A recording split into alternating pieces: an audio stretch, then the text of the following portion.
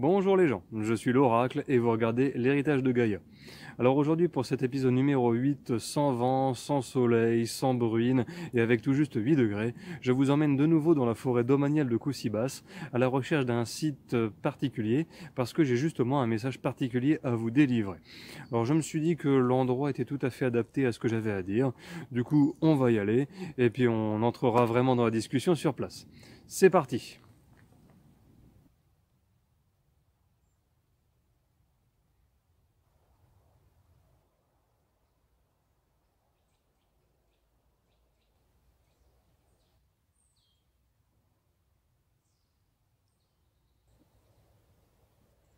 Alors moi ce que j'aime le plus quand on est en forêt, c'est l'ambiance qu'il y a.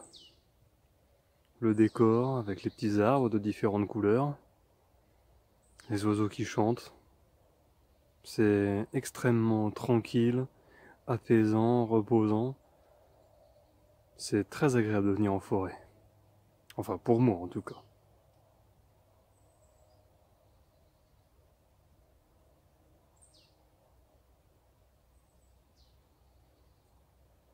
Alors c'est par là que nous allons.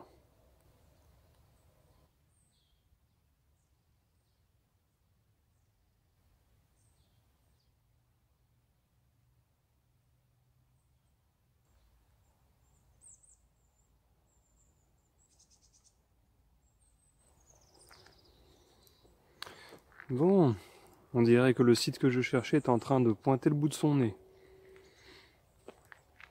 Vous voyez, il est symbolisé par deux espèces de bornes peintes en blanche. Ah, c'est là que je voulais venir.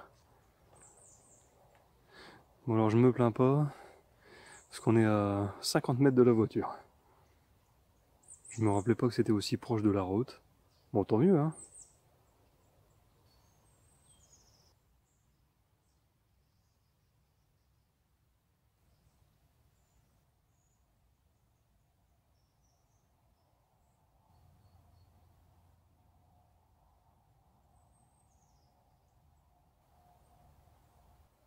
Alors, je ne sais pas si vous vous souvenez, mais dans l'épisode précédent, nous étions sur un pont qui enjambait le bras Saint-Lazare, et je vous ai parlé d'une ligne appelée la ligne Chauny-Saint-Gobain.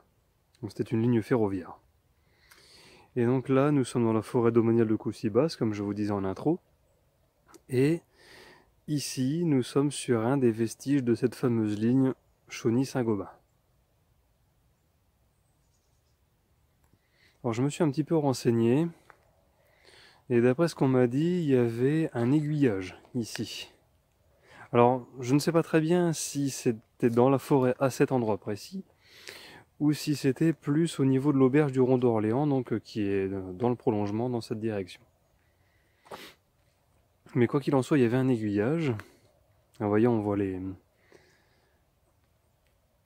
les rails ensevelis dans la terre. Donc moi, j'aurais tendance à penser que l'aiguillage était ici. Parce que normalement, un train n'a besoin que d'un seul rail de chaque côté. Et puis là, on voit qu'il y en a deux, que ça se sépare. Vous voyez? Donc je pense que l'aiguillage, il devait être ici. Alors à quoi servait-il? Eh bien tout simplement à emmener la voie soit à Folembray, direction Coucy, ou alors à Saint-Gobain.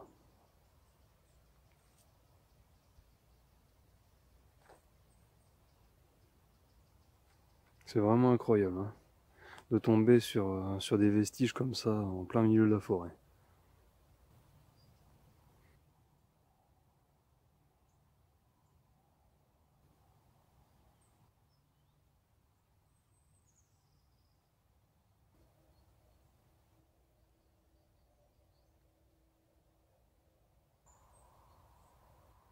Alors en introduction de cette vidéo, je vous ai dit que je vous amenais ici parce que j'avais un message particulier à vous délivrer. Alors le message, c'est le suivant, ouvrez bien vos oreilles. Alors très souvent, lorsqu'on moralise la population, et notamment les enfants, sur l'importance de préserver la planète, on insiste énormément sur le fait de préserver la planète, point. Mais on ne dit pas pourquoi. Ce qui me semble être l'information la plus importante. Alors, si vous sauvegardez la planète, ou la nature, eh bien, ça n'a pas spécialement d'importance. Pourquoi? Parce que la nature n'a pas besoin que vous la sauvegardiez. Elle sait s'entretenir toute seule. Donc, comme le montre ce site. Donc, c'était très fréquenté, c'était un site de la SNCF, il y avait des trains qui passaient, j'en ai moi-même vu un, ça remontait il y a très longtemps. Mais aujourd'hui, la nature a repris ses droits, comme on dit. Donc la nature, que vous la préserviez ou pas, elle s'en moque. Ça, elle aura toujours un avenir qui vous dépassera, qui dépassera votre propre vie et celle de vos enfants. Donc elle se fiche complètement d'être sauvegardée. Non, là où c'est important, c'est parce que nous vivons sur ce monde. Nous vivons dans cette nature. Et donc si nous n'en prenons pas soin, eh bien, elle ne pourra plus nous entretenir. Nous ne pourrons plus vivre dessus, et nous mourrons. Voilà. Donc c'est pour ça qu'on entretient la planète, qu'on entretient la nature, c'est pour continuer à pouvoir vivre dessus.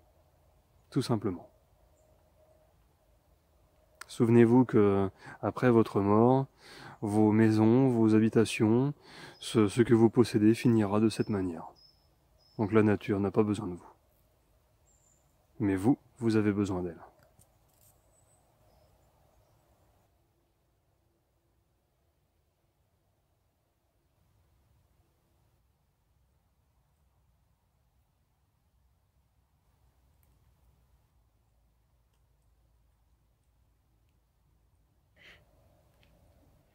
Alors, autre information importante que je voulais vous dire et qui m'était sortie de la tête à l'instant,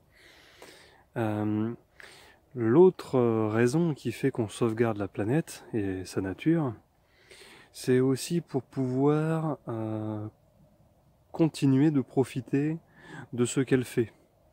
Donc pas spécialement pour manger ou pour boire, mais aussi pour notre propre culture. Par exemple, il y a un animal qui a disparu dans les années 70, si ma mémoire est bonne, c'est le dodo. Et j'aurais bien voulu le voir, mais le dernier spécimen est mort dans les années 70, si ma mémoire est bonne. Et donc c'est dommage parce qu'il a disparu 20 ans avant ma naissance. C'est bête, hein? Donc si on avait cherché à le préserver, eh bien aujourd'hui je pourrais toujours en voir. Donc moi-même, mes enfants et tous ceux qui suivront derrière ne pourront jamais voir le dodo. Pourquoi? Parce qu'il a disparu. D'où l'importance de préserver tout ça.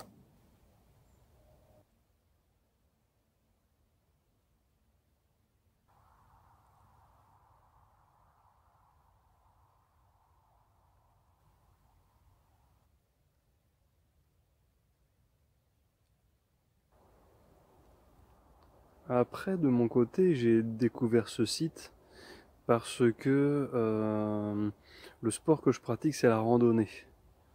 Donc j'ai toujours beaucoup de mal dans les sports collectifs et tout ça. Mais marcher, je peux marcher des heures et des heures durant. Je serais fatigué, je serais épuisé, mais je serais ravi de le faire. Et donc une fois, moi, je me baladais ici avec une copine et puis on a découvert ce vestige. Alors ça m'a tout de suite interloqué, ça m'a posé beaucoup de questions. Je me suis posé beaucoup de questions. Et puis bah j'y suis revenu régulièrement pour montrer l'endroit. Et aujourd'hui je vous le montre à vous.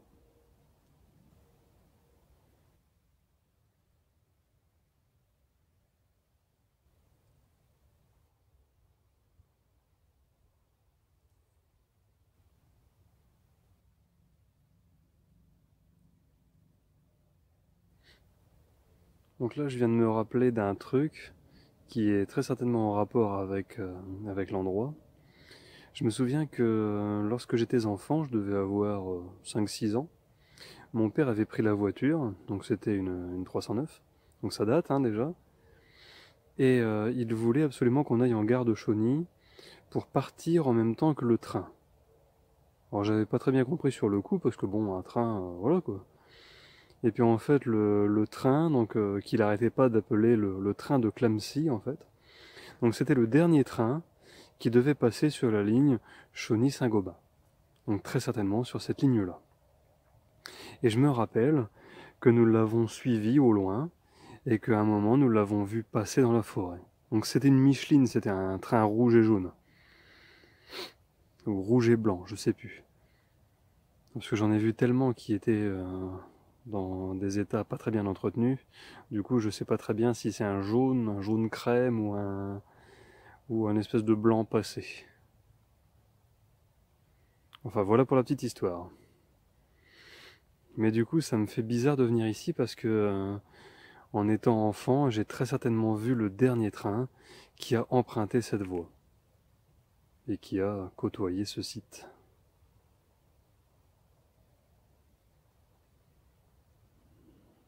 Ça fera des souvenirs à raconter aux enfants.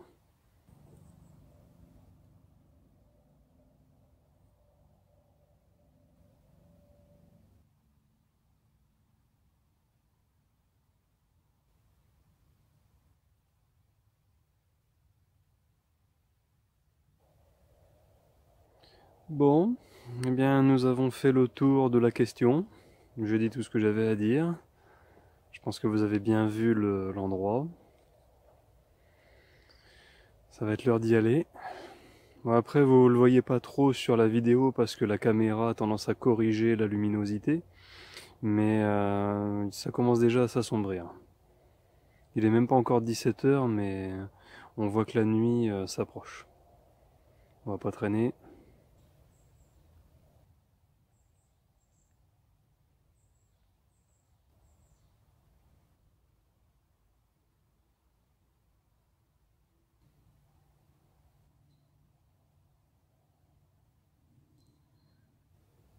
Bon, eh bien cet épisode numéro 8 est à présent terminé, j'espère qu'il vous a plu. Bon, vous connaissez la chanson, hein. Si vous n'êtes pas abonné, je vous invite à le faire et à mettre la cloche. Si vous avez aimé la vidéo, mettez un pouce vers le haut, si vous n'avez pas aimé, un pouce vers le bas. Sinon rien du tout, après tout, c'est votre droit. Je vous invite également à partager la vidéo, c'est ce qui permet à la chaîne de se faire connaître et de grandir. Laissez un commentaire, vous savez que c'est toujours avec grand plaisir que j'échange avec vous. Et puis moi, je vous dis à bientôt pour la prochaine. Allez, salut!